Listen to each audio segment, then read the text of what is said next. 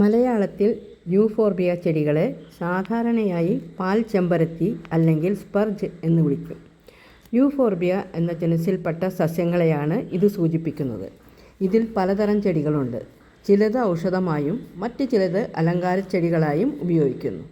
സാധാരണയായി കാണുന്ന യൂഫോർബിയ ചെടികളാണ് Mexican fire plant, pencil tree അഥവാ തിരുക്കള്ളി, ചിത്തിരപ്പാല, നിലപ്പാല, യൂഫോർബിയ മിലി എന്നിവ.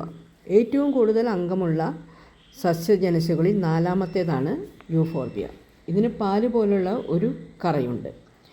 ചിലതിൽ ഈ പാല് പോലുള്ള കറയിൽ വിഷാംശം അടങ്ങിയിരിക്കും.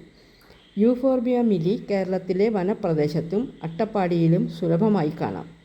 ഇതിന് നല്ല പോലെ വെള്ളം വാർന്നു പോകുന്ന പോട്ടി മിക്സാണ് ഉപയോഗിക്കുന്നത്. നല്ല ചരലുള്ള മണ്ണോ അഥവാ മണൽ കലർന്ന മണ്ണോ ആണ് വേണ്ടത്. വെള്ളം വളരെ കുറച്ച് മതി. മഴക്കാലത്ത് മഴ കൊള്ളാതിരിക്കുന്നതാണ് നല്ലത്. ഹൈബ്രിഡ് വെറൈറ്റി ആണെങ്കിൽ മഴയത്ത് വേഗം നശിക്കും. ഇനി സൺലൈറ്റിൻ്റെ കാര്യം പറയുകയാണെങ്കിൽ നല്ല സൺലൈറ്റ് ഇതിന് വേണം. അതിനാൽ നല്ല വെയിൽ കിട്ടുന്ന സ്ഥലത്ത് ഇതിനെ നടണം. നല്ല സൺലൈറ്റ് കിട്ടിയാലേ നല്ലപോലെ പൂവുണ്ടാവുകയുള്ളൂ. ഈ ചെടിയെ തണലത്ത് വെച്ചാൽ ഇലകൾ നിറയെ ഉണ്ടാകും, പക്ഷേ പൂക്കൾ കുറയും. വർഷത്തിലൊരിക്കൽ ഇതിൻ്റെ കടയിളക്കി എല്ലുപൊടിയോ ചാണകപ്പൊടിയോ കൊടുക്കണം. Thank you.